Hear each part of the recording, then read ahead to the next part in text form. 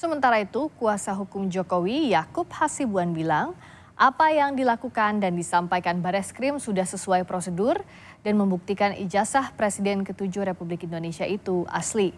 Yakub pun menyayangkan apa yang disampaikan Roy Suryo CS hari ini tak ada bukti baru atau novum. Kasus hari ini sudah selesai dan mengkonfirmasi bahwa penyelidikan yang dilakukan oleh Bareskrim Polri itu sudah sesuai dengan SOP yang seharusnya. Jadi case close. Kita tidak melihat lagi ada chance bahwa mereka karena gini, tadi mereka tidak berhasil untuk menunjukkan di mana cacatnya penyelidikan Bareskrim. Mereka juga tidak berhasil untuk memberikan novum bukti baru. Ini ada bukti baru loh bahwa ada dugaan ijazah palsu sehingga mereka harus berhenti. Nah membuktikan kepalsuannya ada di mana? Padahal kan ini kebalik-balik gitu.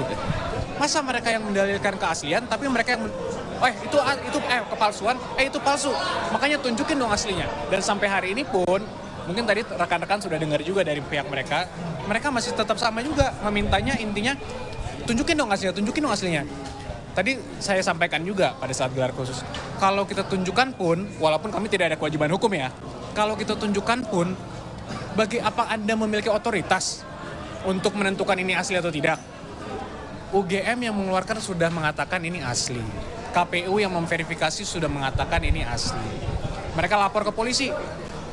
Polisi juga sudah bilang ini asli, identik, tidak ada dugaan tindak pidana. Sekarang mereka minta lagi gelar, masih belum puas. Walaupun menurut kami, awalnya kami keberatan juga dengan ada gelar ini. Karena kami tidak melihat esensi dan urgensinya. Cuman kami tadi, menurut kami ini sudah sangat jelas, sudah clear bahwa penyelidikan terhadap dugaan penggunaan ijazah palsu atau pemalsuan ini oleh Pak Jokowi itu sudah resmi dihentikan.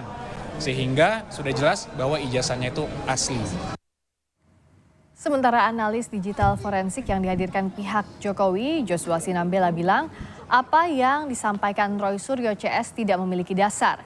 Joshua menambahkan ijazah Jokowi merupakan produk analog, bukan produk digital, sehingga pemeriksaannya lebih baik dilakukan secara analog.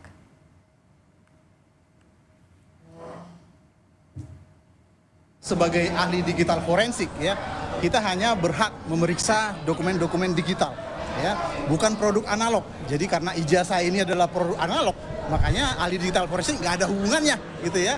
Nah jadi apa yang dilakukan oleh analisis yang dilakukan oleh ahli dari pihak penuduh gitu ya, itu sama sekali tidak berdasar. Misalnya ELA ya, apa itu ELA? Error level analysis itu hanya bisa digunakan untuk mendeteksi tampering di file-file digital ya, bukan ijazah fisik. Ya, jadi ketika misalnya ijazah fisik itu difoto, diupload ke internet gitu ya, kemudian dideteksi adanya tampering atau ada perubahan data di sana, itu tidak bisa dengan ELA karena dia tidak mendeteksi perubahan yang ada di dokumen fisiknya. Dia hanya bisa mendeteksi adanya tampering di dokumen-dokumen digitalnya. Kira-kira seperti itu.